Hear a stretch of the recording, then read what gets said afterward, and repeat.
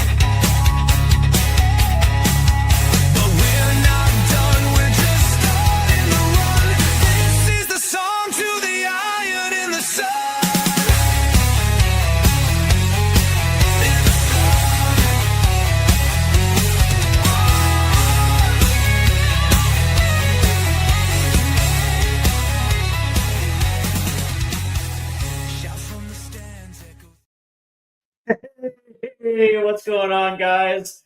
How is your Monday evening? I know that today was a kind of a kick in the balls today. Of course, I was absolutely dragging ass all day today at work. But that being said, hopefully you guys had a great start to your work week.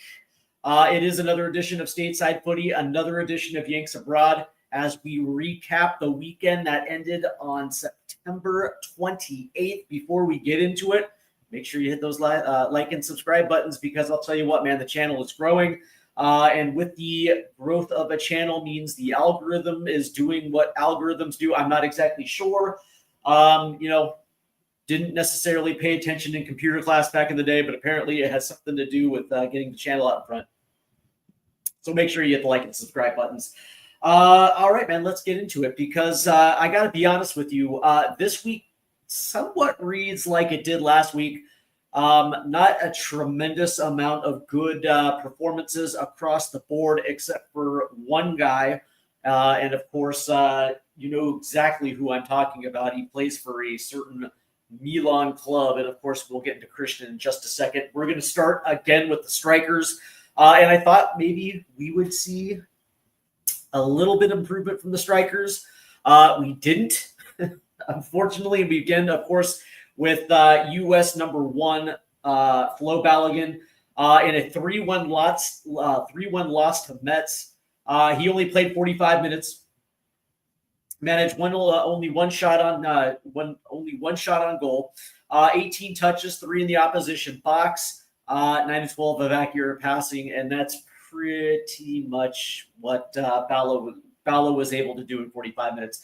Didn't look like he started yesterday. Looks like he was a halftime sub. Okay, fine. So maybe there's a little bit of a rotation there in Monaco. But that being said, I think that was only good for about a 5.8 rating, not even mediocre. And so, of course, this list doesn't necessarily get off to a good start. But that being said, of course, in the context of the October window, I'm more than certain that we will see Flo Balogun. Turning to Ricardo Pepi, PSV Eindhoven had a 2-1 win over Excelsior.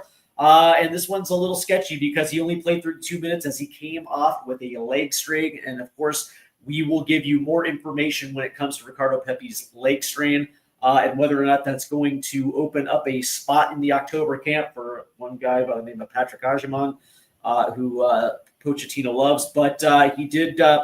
in the 32 minutes that he did play, 9 touches, 6 of 6 accurate passing, and that's essentially what it was, man. I guess that was good for a 6 rating, but overall, man, a little disconcerting that Pepi goes off with an injury. And again, as soon as we actually know the severity of the leg strain, we will let you know whether or not that's going to affect his status for the October camp. I guess it's good because PSV won. Okay, great for all you PSV fans out there. But for all those Ricardo Pepi fans out there, this one is a little sketchy. Turning our attention to the championship because the rest of them reside in the championship. We'll start with Josh Sargent as Norwich played to a 1-1 draw against Stoke City there at the Bet365 Stadium. Josh Sargent played a full 90, only managed 3 shots on goal, 28 touches, 4 in the opposition box, 9 to 13 of accurate passing. But he did actually have 4 clearances. He actually made his presence known on the defensive side of the ball. And for a large portion of that match, Norwich City was essentially pinned back in their own territory. 2 of 2 ground duels. And I guess, for that overall rating, man, that was actually a pretty impressive rating, just considering he had to get involved defensively a little bit more than you would like to. But that being said, right now, ever since the hot start of the season, Norwich City has absolutely been struggling, I think, really over the last 4. And they're not necessarily doing a lot. There has actually been a tactic change because they were playing a 3-4-2-1, trying to use a little bit more width to try to get passes into the box for a guy like Josh. It just didn't necessarily work. So now they're trying to be a little bit more direct with the back 4. And I guess 2 matches into this experiment that hasn't worked. I would probably assume there could be a coaching change if things do not work out. And that would be kind of a catastrophe for Josh. Because, again, you would like to think that he's still number 3 on that depth chart. But that being said, right now the head coach right now of Norwich City is Liam Manning, and things have not gone well after a couple nice performances to start the season. Things have kind of settled in for Norwich City in the championship, and it is what it is. So Josh, this is now like the 3rd straight match where Josh just has not necessarily been involved a lot, has been playing a lot of football, but nothing seems to have translated. And the only good saving grace is the fact that the 3 other strikers of the championship really haven't necessarily been performing. As we turn to Haji Wright, Coventry City had a 3-0 win over Birmingham City. Haji did play 72 minutes, managed 2 shots on goal, 16 touches for the opposition box. But here's the rub. He had 2 big miss opportunities in that match where he could have scored a goal. And it's never really good when you see, I guess you could say prolific championship scorers missing sitters. But he did manage a 6.4 rating in this one. So right on the same par with Josh Sargent this week. And it is what it is. Let's turn our attention to Patrick Ajiman as Derby County did manage a 1-1 draw at the racecourse ground against Wrexham. He did play 74 minutes, so it's nice seeing Ajiman get minutes. He did manage an assist, and it was a nice little tap at Zix. The goal was better than the assist, by the way. He did manage assist on the shot, 25 touches, 9 in the opposition box, 10 to 15 of accurate passes, and it looks like let's see, 2 of 3. Looks like 2 of 3 ground duels, maybe. I don't know. Did manage a 7.1 rating. But don't let these numbers kind of fool you, because I saw that match and he was out of place and out of sorts for a good portion of that match. Especially in the first half, it just didn't seem like he was necessarily timing his runs pretty accurate. I mean, Ajiman did manage a decent stat line in this one, but for the most part, he kind of looked a little lost in that first half. Things did improve a little bit in the second half for Ajiman. Of course, he gets the assist, but I think the most important thing for this one is the minutes. As now these minutes are starting to get ramped up week after week after week, and I wouldn't be surprised if Ajiman gets a full 90 this upcoming week. But that being said, right, when we talk about the injury to Ricardo Pepi, I would probably assume this is going to open the door for Haji Wright and maybe a Patrick Ajiman, depending on the severity of Ballow's injury, man, will determine whether or not Pochettino brings him into camp.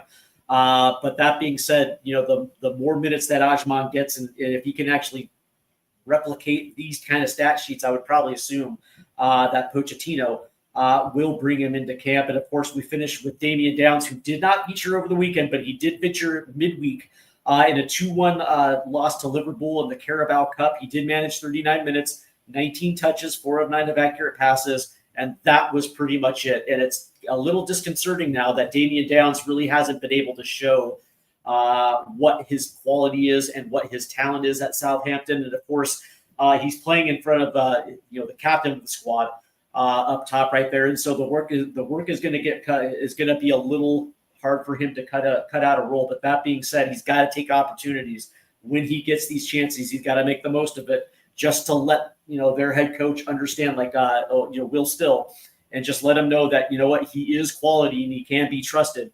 So, kind of a rough start to a life of the championship. I still think it was a risky move for Damian. I didn't necessarily dislike it, because again, Southampton is probably going to be one of the teams that are favored to go back up. But that being said, man, Damian Downs has to take advantage of every opportunity that he gets from Will Still and make the most of it. Let's turn our attentions to the center attackers, and of course, we begin with Christian Pulisic. Obviously, Milan had a 2-1 win over Napoli. He played 59 minutes of this one, had a goal and assist on 1 shot, 31 touches, 3 in the opposition box, 23 to 24 accurate passes. Christian was, again, amazing. I would probably assume that he won man of the match as well, too, which is absolutely phenomenal. And now all of a sudden you're starting to see Christian string together unbelievable performance after unbelievable performance. And of course, now the running commentary on social media is whether or not Christian is playing as one of the top 20 forwards in the world right now. And I would probably say yes, just when you look at the form. And he still is kind of dealing with a little bit of an ankle injury, a little bit of a knock, but still, when he's coming on the pitch, he's making the most of it, and he's absolutely playing brilliantly right now, which is absolutely good considering that we get Ecuador coming up on October 10th. And so from that standpoint, this is the guy that you want being hot right now. Again, phenomenal performance from Christian. Let's look at Malik Tillman. Bayer Leverkusen had a 2-1 win over St. Pauli. He did play 75 minutes this weekend, 44 touches, 3 in the opposition box, 13 of 22 accurate passes, 2 passes in the final third. He had 10 defensive contributions in this one. Great googly moogly. 7-11 of ground duels, and he earned himself a 7.2 rating, which is well above average. And I like this, right? So even when the goal contributions aren't necessarily there, he's still figuring out a way to actually impose himself. And I love seeing this from a high roaming 10, man, just to be able to mix it up and actually give some contribution when maybe, the goal contributions just aren't there. So I actually kind of like this for Malik Tillman. So I'm really happy for him in this one. And yeah, as far as I'm concerned, he actually did end up with a pretty decent rating for me. Gio Reyna did not play in Borussia Mönchengladbach's match this last weekend. It's too bad. I wonder whether or not he's going to be in this camp. For me, like it's weird because I did the show yesterday about predicting the October camp, and I was on the fence about Gio. And the reason why I'm on the fence with Gio is the fact that, quite frankly, he's just not getting into matches right now. Whereas for a fact you're going to get something from Pulisic, you're going to get something from Tillman, two of our biggest center attackers right now. And then you look at a dude like Alex Dejas, who's putting in just unbelievable performances for Club America. Granted, he's doing it on the right side, but still, in a 3-4-2-1, he's going to rate for Pochettino. And so this is just a little disconcerting. Gio had 2 pretty decent performances, and since then it's been absolutely nothing. Kind of sucks, man. Speaking of Zendejas, Club America had a 4-1 win over Pumas. He played in 86 minutes, had 2 goals on 6 shots.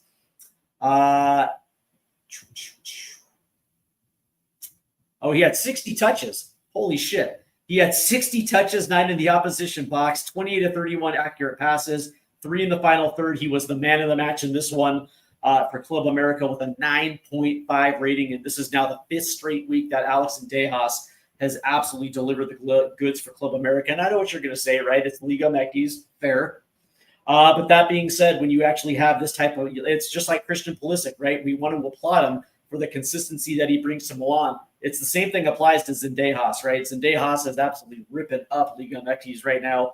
And again, the same argument applies to Christian. Like, if you're going to have one, you want to have at least a couple of guys coming in to the October camp that are red hot. And Zendejas right now is absolutely red hot as they absolutely destroyed Pumas. So congratulations on his man of the match performance. Timmy Weah, as a Olympique Marseille had a 2-1 victory over Strasbourg. He played in 58 minutes, managed only one shot, coming from the left-hand side, 28 touches, 16 of 18 of accurate passes, 2 into the final third, 2 of 2 of accurate long balls. Not a bad performance from Tim. It's nice to see him back out there. I don't think he featured last weekend, or maybe he did. Maybe it was midweek where he didn't feature. No, actually he didn't. He actually played in the Champions League. That's right. But it's nice to see him back in league on action, getting a nice little solid hour. Pretty solid stats across the board, and it's nice to see Timmy back out there doing his thing. And lastly in this group is Brendan Aronson. Now, Brendan obviously has carved out a starting job, 4 leads on the right-hand side. Of course, I still have him as a center attacker for the U.S. As they managed a 2-2 draw against Bournemouth. Brendan did play 87 minutes in this one. He managed 5 shots on goal, which is absolutely nice to see. 43 touches, 5 in the opposition box, 13 of 17 in accurate passage. He managed 2 interceptions as well, too. 2 of 3 of aerial duels, and he carved out himself a nice little 7 rating, man. And I love seeing this, man, because the question was whether or not Brendan could hang in the Premier League. Clearly, very good championship player. And there was some concern whether or not he was going to be able to handle the physicality and the pace of the Premier League. And so far, so good for Brendan Aronson. Now the only thing he has to do is actually put the ball in the back of the net, which would be even better. But these are solid performances, and it should give Mauricio Pochettino a baseline level of just exactly the performance, the level of where he's performing right now. And so I love seeing Brendan carving out a nice little role for himself at Leeds. Turning to the center mids right now, Weston McKennie did play this weekend in a 1-1 draw against Atalanta. Managed only 32 minutes in this one, and it looked like he was kind of playing on the left-hand side again in that left-back role. Did manage 1 shot on net, 24 touches, 6 in the opposition box, 11 of 15 of accurate passes, 3 of 4 of ground duels, and he came close to a 7 rating. I think that's actually kind of nice, man. Granted, it was only 32 minutes, and so from that standpoint, you have to maximize those minutes as much as you can possibly get. And from the standpoint, he did pretty much everything but put the ball in the back of the net or get an assist. But that being said, I like seeing that because it shows a little consistency, and maybe that can be built for him at Juventus. And it's nice to see him actually get Serie A action instead of just the token Champions League appearance. But good for West, man. It's good to see him. Yunus Musa, also in that same match, the 1-1 draw. He only got on the pitch for 14 minutes this week, and it sucks. 8 touches, that's it. And but then again, he's playing behind playing behind their club captain as well too at Atlanta. But that being said, it's like it's going to be the exact same thing, and I think it's going to take a little longer for Yunus Musa to get a little bit more minutes. But again, second straight week where he's kind of featured, so it's a start. It's a start. Lastly, in this group, I have Gianluca Busio, who is their main talisman for Venezia in Serie B. Venezia had a 2-0 win over Spezia, where he played a full 90, managed 2 shots, 2 chances created as well, 98 touches total, 72 of 81 of accurate passes, 9 passes into the final third. Absolutely money. 2 of 4 of accurate long balls. He took 3 corners and managed a 7.8 rating. He did everything but put the ball in the back of the net. But also you have to remember that Busio also scored the 2 prior weeks prior to this as well too. So he is scoring goals. Now, again, it's Serie B. I understand, not the highest level in the world. But that being said, I'm still paying attention to Gianluca Busio because the dude just brings the goods every single goddamn week for Venezia. And it's a name that I think a lot of a lot of USMNT fans have forgot because he hasn't featured for Mauricio Pochettino since I think it was maybe late 2024. But that being said, man, I like Gianluca and I think he's actually quality, but that's just me and maybe I'm just a little biased. It is what it is. All right, so turning our attention to the CDMs, and again, we always begin with Tyler. They had a 2-2 draw against Leeds. He played 81 minutes, did manage a shot on net, 68 touches, 50 of 54 in accurate passes, 6 into the final third. He had 10 defensive contributions. Great googly moogly. 4 tackles, 4 of 6 in ground duels, and came close to a 7 rating.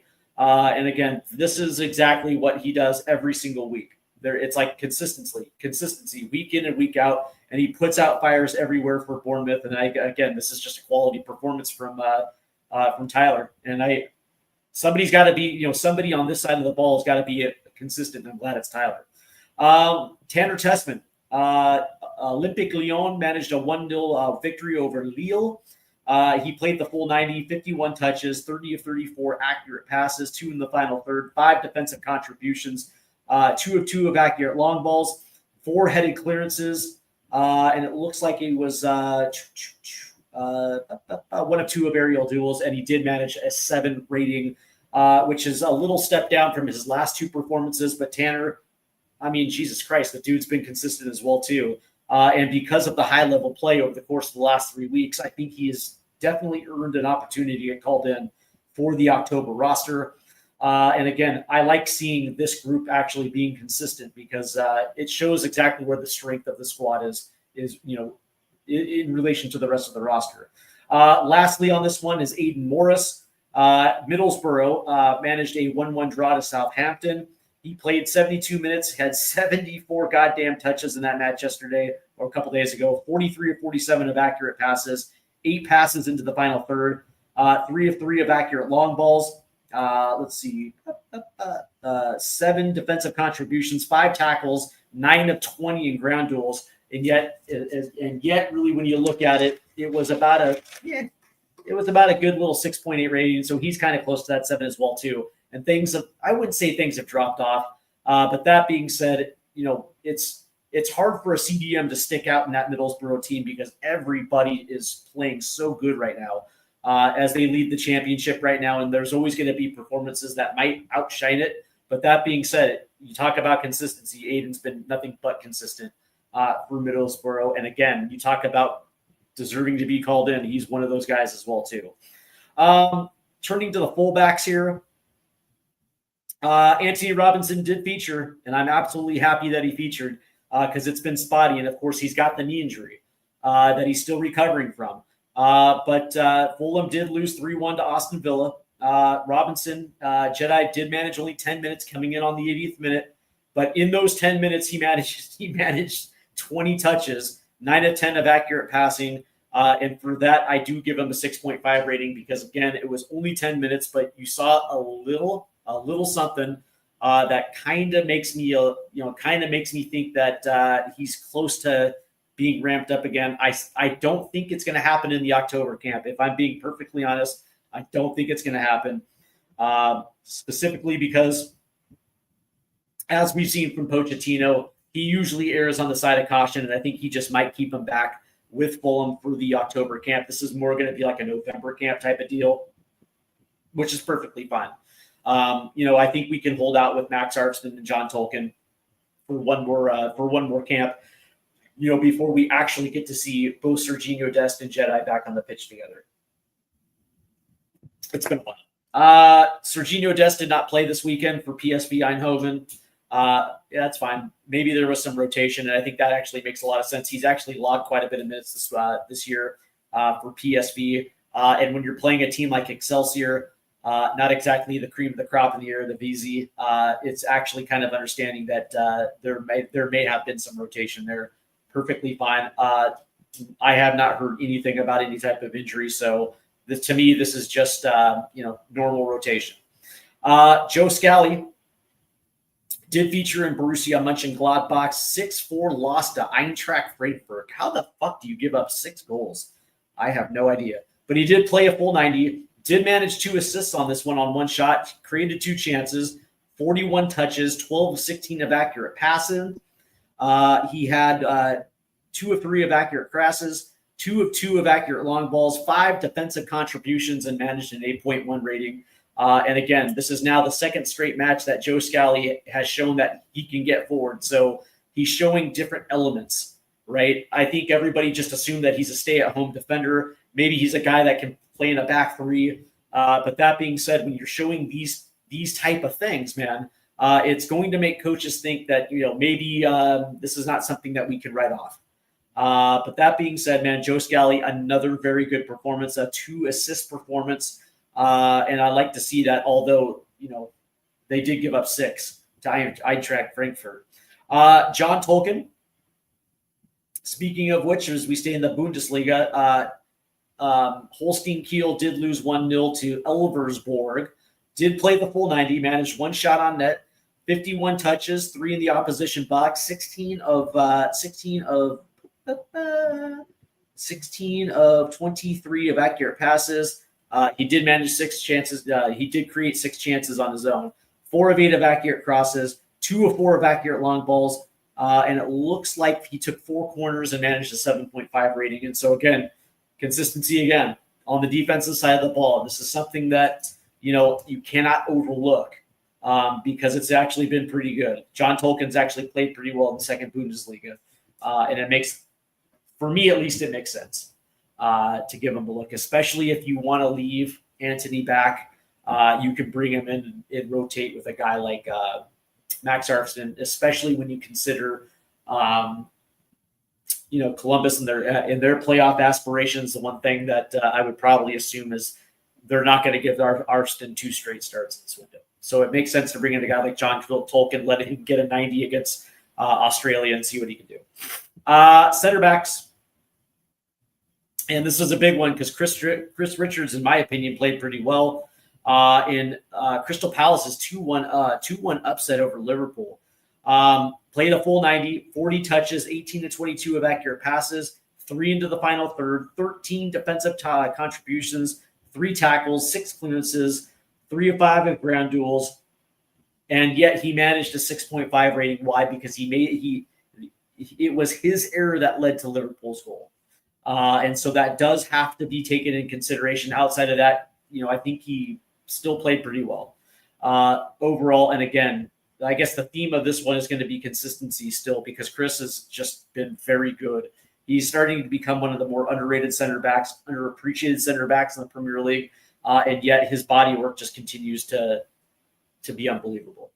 Mark McKenzie, his Toulouse squad drew 2-2 with Nantes, did play a full 90, 66 touches, 44 of 51 accurate passes, 9 passes into the final third. He did even create a chance for himself, 5 defensive contributions, 3 of 5 ground duels.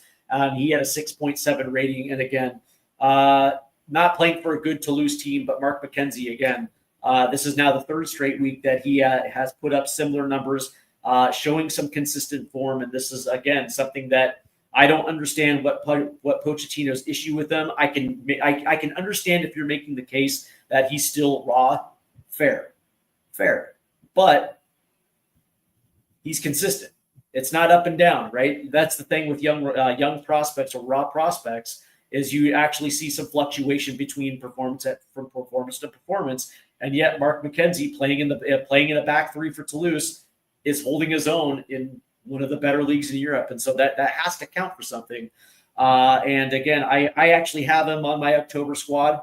I think they carry 5, maybe 5. I would probably like 4 for sure. And you can make a case for 5. Lastly, in the center back group, I have Cameron Carter-Vickers because his numbers were just ridiculous. And this is the weird one, because Celtic drew 0-0 to Hibs. CCV played a full 90. Check this out. He had 114 touches this weekend, 101 of 101 accurate passes, 10 passes into the final third. He created a chance for himself, 10 defensive contributions, 5 interceptions, 5 of 8 of aerial duels, and he had an 8 rating. I get it, man. I get it. It's the Scottish League, But dude, credit where credit is deserved, because I don't think I've ever seen that type of line from a center back. So you can make the case, yeah, he's probably the best center back on the best team. Fair, whatever. But that being said, it's like, if we're going to give Chris Richards a lot of love, man, you kind of have to show some CCV a little bit of flowers, right? Because you can make the same case. You can make the same case for Cameron Carter-Vickers in the Scottish Premier League. Goalkeepers, as we round this thing out, there's only two that are worth talking about. And we begin with Ethan Horvath with Sheffield Wednesday. They drew 1-1 with QPR. Obviously played the entire game, managed 3 saves on 44 touches, 8 recoveries, 8 of 35 accurate passes, 2 of 29 accurate long balls. But that being said, man, again, I have him at a 7.5 because he was actually pretty good. And he's been the shining star in what is, essentially a pile of shit for Sheffield Wednesday. That team is going to go down this year. And I hate to say it for all those Sheffield Wednesday fans out there. I know it's been just a shitty last 6 months. It is what it is. Obviously, on a transfer embargo, I think they have a points deduction as well too. And Ethan Horvath to even come in, he had to be approved by the EFL.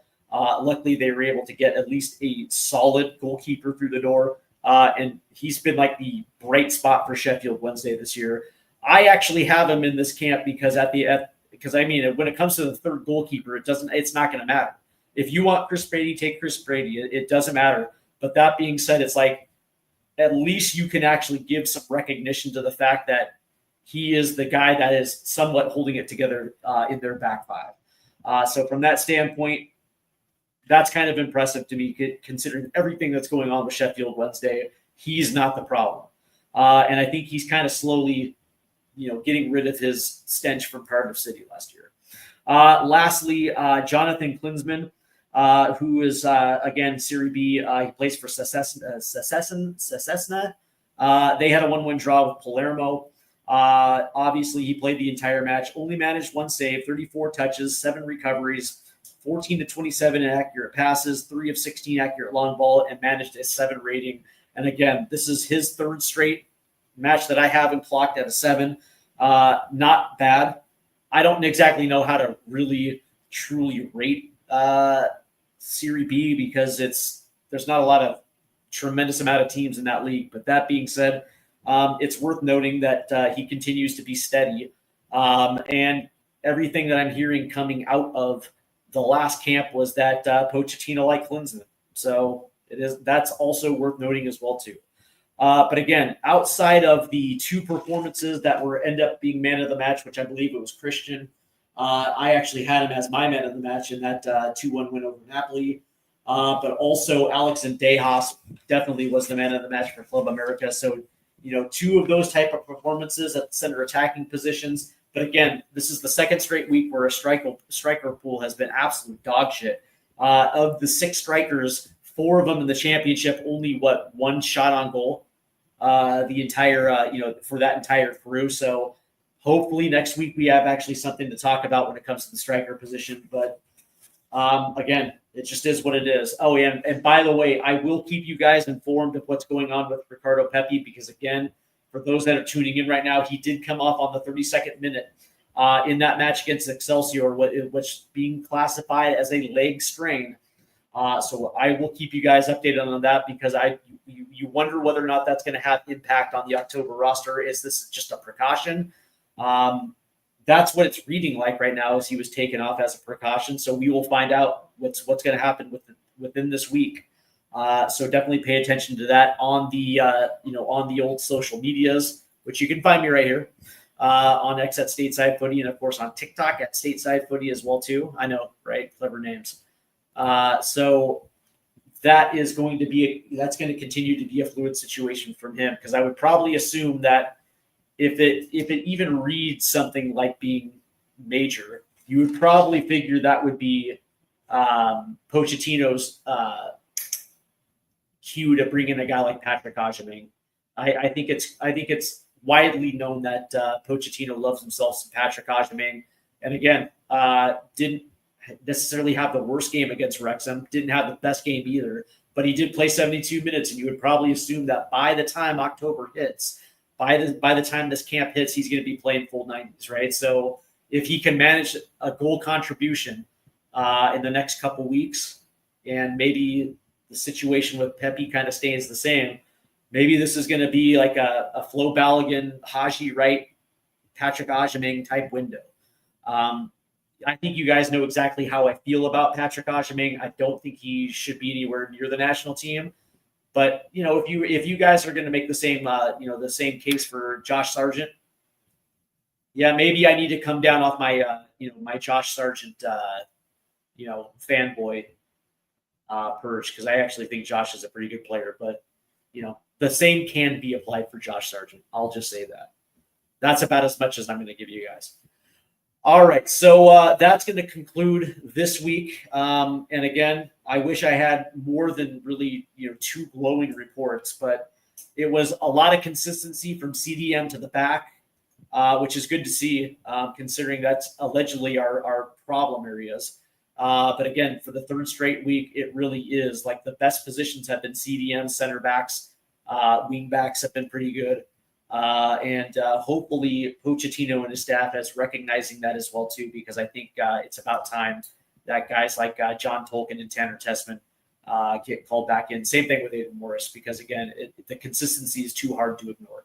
But again, man, hopefully next week we can actually start, slurping up the strikers in this in the striker pool. But we'll see. Before I go, make sure you guys hit the like and subscribe buttons, because again, man, things are going well, and I do appreciate it. And of course, check me out on social media as well too. We will be back tomorrow with one of the 2 hosts from the Eyes and Vibes podcast. Of course, it's USMNT Trev. He will be here tomorrow, as we will hear news about the October roster. I heard that is supposed to come out tomorrow. So hopefully we will have that to break down. That should be a fun show as well too. That is going to be tomorrow at 6:00 Eastern. So hopefully, hopefully it's going to be a good show. So you guys have a good night. I hope you guys enjoyed the start of your work week, and hopefully it's not going to be too crazy for you guys. Again, man, thanks. Have a good night, guys.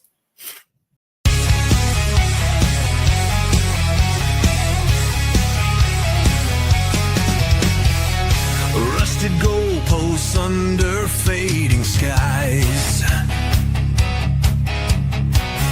tattered flags waving dreams in our eyes.